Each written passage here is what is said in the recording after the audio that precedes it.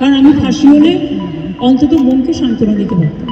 কেউ এই রায়ে খুশি নয়, আমি ব্যক্তিগতভাবে খুশি নয়। সঞ্জয় রায়ের আমৃত্যু কারাদণ্ডের রায় ঘোষণার পর মমতা বন্দ্যোপাধ্যায়, শুভেন্দু অধিকারী দুজনেই বলছেন তারা অখুশি। বিজেপির অন্দরেও ক্ষোভ, অসন্তোষ স্পষ্ট।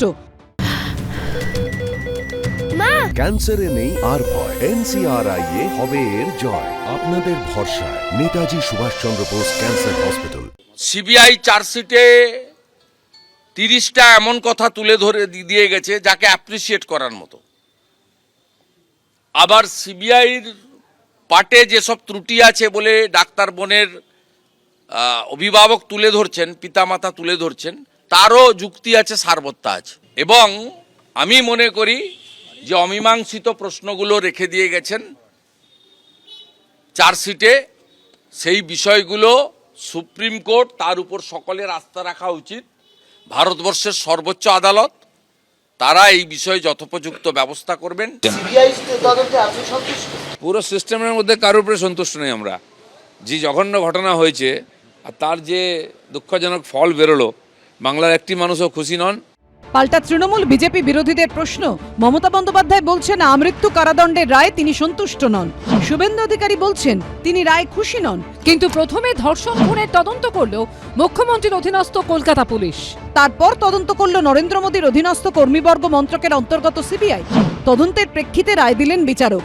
এখন তৃণমূল বিজেপি দুপক্ষই দাবি করছে তারা রায় সন্তুষ্ট নয়। এটা কি লোক দেখানো হতাশা, অসন্তোষ নয়? এখন পারস্পরিক দুজন দুজনের সমালোচনায় মুখর, কিন্তু দুজন এমনভাবে চললেন যাতে সিবিআই সুযোগ করে দেয় মমতা ব্যানার্জির আজকের কথাগুলো বলার। এসব একজন খেলা দেখাচ্ছেন আর একজন গ্যালারি শো করছেন। আসলে বিজেপি এবং তৃণমূল যৌথভাবে একজন মেধাবী চিকিৎসককে এটা দ্বিতীয়বার খুন করার সামিল নয়। এটা বারবার তাকে হত্যা হতে হচ্ছে এদের এই সেটিং এর নোংরা রাজনীতির খেলায়। কেউ বলছেন পুলিশ তথ্য প্রমাণ লোপাট করলো, কেউ বলছেন সিবিআই ব্যর্থ, আবার অভিযোগ উঠছে পুরোটাই বিজেপি তৃণমূলের গটআপ গেম। আর এর মধ্যে সত্যিটা হলো নিহত চিকিৎসকের মা বাবা সুবিচার চেয়ে চোখের জল ফেলছেন। অর্ণব মুখোপাধ্যায়, ঝিলম করঞ্জাই ও বিটন চক্রবর্তীর রিপোর্ট, এবিপি আনন্দ।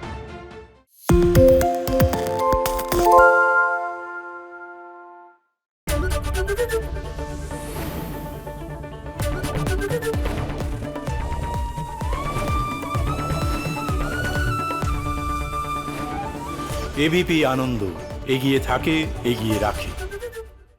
সত্য অন্তহীন, সত্যের খোঁজও তাই, সত্য সন্ধানে তাই আমরা অক্লান্ত, অকুতভয়। এবিপি আনন্দ নতুন ভাবনার প্রতীক, যা মনে মুক্ত, তথ্যে যুক্ত এবং যাবতীয় সীমানার বাঁধন থেকে মুক্ত।